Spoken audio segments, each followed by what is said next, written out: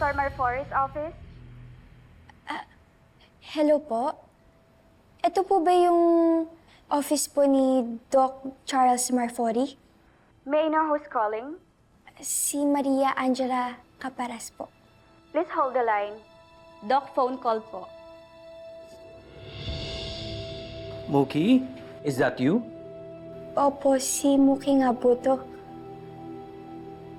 Paano niyo po ako nakilala? Ako ang bede mo nung bata ka pa. I remember you. Same name kasi kayo ng daughter ko. Kamusta ka na? It's been a long time. Ito po, may sakit pa din po. How may I help you, Mookie? Gusto ko lang po kasing malaman. Doc, di ba po kayo po yung pedya ko po noon? Gusto ko po sanang malaman kung ano-ano po ba yung mga sakit ko simula po nung bata ko. Wait, I'm confused. May serious medical condition ka ngayon, Mookie? Is that what you're telling me? Opo.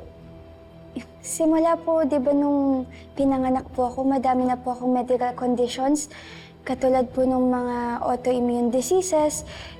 Ngayon nga po, di ba may leukemia po ako? No, you never had leukemia. In fact, you were in perfect health. Po? Wala kang sakit nung bata ka, Mookie.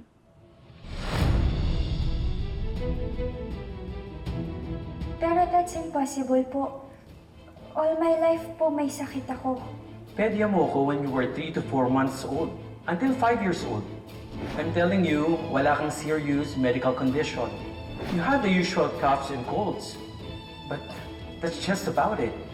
Sorry po, but are you sure you remember me? Baka po napagkamalan niyo lang po ako sa iba ng patient. With a name like Mookie, same name kayo ng daughter ko, Maria Angela. Olivia is your mom, right?